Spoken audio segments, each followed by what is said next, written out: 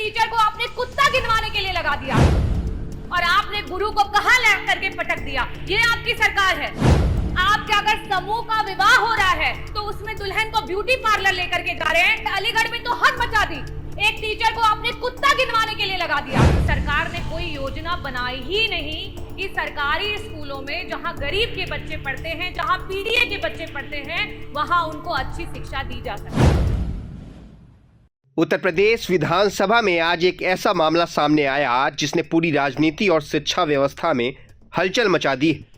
SP विधायक रागिनी सोनकर ने भरी सदन में यूपी के मुख्यमंत्री के सामने खुलासा किया कि राज्य के शिक्षक अब बच्चों को पढ़ाने की बजाय कुत्ते गिनवाने जैसी जिम्मेदारियां में फंसे। उन्होंने कहा कि यह सिर्फ एक मजाक नहीं बल्कि शिक्षा व्यवस्था की गंभीर असलियत है। शिक्षकों की इस स्थिति ने असेंबली में जोरदार बहस को जन्म दिया और जनता के बीच भी सवाल खड़े कर दिए हैं। पूरी शिक्षा व्यवस्था की यह सच्चाई देखकर कोई भी दंग रह जाएगा।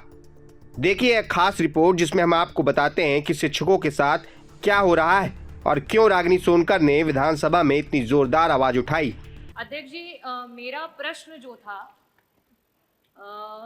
शिक्षा विभाग के पिछले किए हुए कृत्यों से जुड़ा हुआ था, क्योंकि अभी कुछ दिन पहले ये देखा गया कि विभाग के द्वारा कई सारे प्राइमरी स्कूलों को बंद किया गया मर्जर के नाम पर। और जब उसका कारण पूछा गया तो ये बताया गया कि उन स्कूलों में जो है बच्चों की संख्या कम है।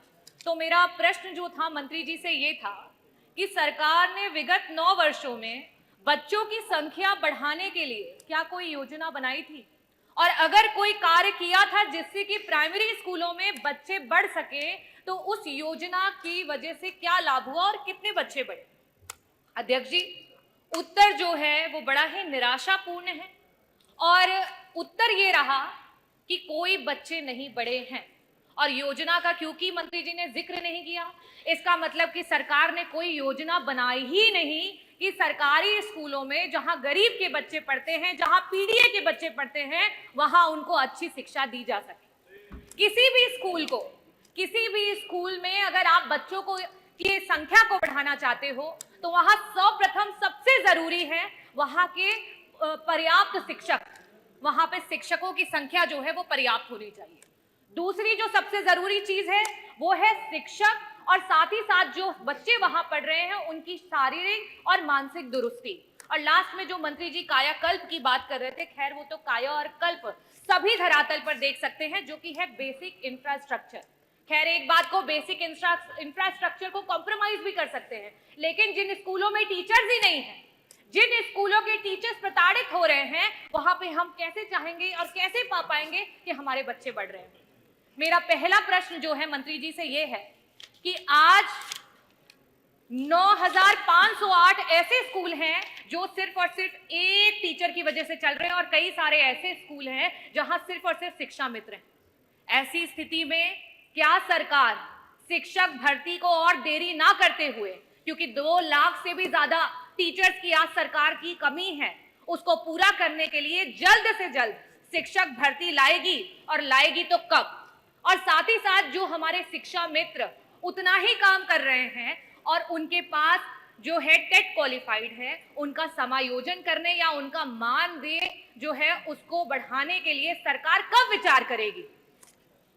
मेरा दूसरा प्रश्न मंत्री जी से ये है, क्योंकि मैंने मानसिक और शारीरिक दोनों की दुरुस्तता की बात की। जो टीचर्स आज आपके बीएलओ बने पड़े हैं, जो टीचर आपके सर्वे कर रहे हैं, जो टीचर गणना कर रहे हैं, जो टीचर आपके मिड डे मील करवा रहे हैं, जो टीचर आपका अगर समूह का विवाह हो रहा है तो उसमें दुल्हन को ब्यूटी पार्लर लेकर के जा रहे हैं, और अलीगढ़ में तो हद मचा दी। एक टीचर को आपने कुत्ता गिनवाने के लिए लगा दिया। ये आपकी सरकार है। ये हम कहते हैं कि हमारा जो गुरु होता है, गुरु ब्रह्मा, गुरु विष्णु, और आपने गुरु को कहां ला करके पटक दिया। ये आपकी सरकार है। मैं ये पूछना चाहती हूँ, क्या ऐसी मानसिक उत्पीड़ना के साथ आप ये कर पाएंगे कि हमारे प्राइमरी स्कूल के जो हैं बच्चे बढ़ पाए? मेरा प्रश्न आपसे ये है कि अंतर जनपदीय आज 10-10 साल से टीचर्स बैठे हुए हैं, उनके ट्रांसफर्स नहीं हो पा रहे हैं।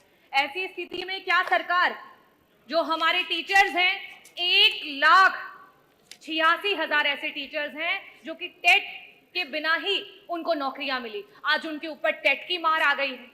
क्या सरकार उस टेट से उनको मुक्ति दिलाएगी? क्या सरकार अंतर जो आपके जनपदीय ट्रांसफर्स है उनकी बात करेगी? और जिस तरीके के व्यवहार को सरकार टीचर्स के साथ कर रही है, क्या उस पर रोक लगाएगी? और साथ ही साथ 35 टीचर और शिक्षा मित्र जो हैं वो मौत की घाट उतर गए। बीएलओ के रूप में वो काम कर रहे थे और उन्होंने आत्महत्या कर ली। इन लोगों के लिए क्या सरकार उनके परिवारों में एक सरकारी नौकरी और साथ ही साथ मुआवजा देने का काम करेगी? मैं बस इन 3 प्रश्नों के स्पष्ट उत्तर चाहूंगी कि सरकार अवश्य दे। बहुत बहुत धन्यवाद अध्यक्ष। प्रभातखबर.com, विश्वास वही, रफ्तार नहीं।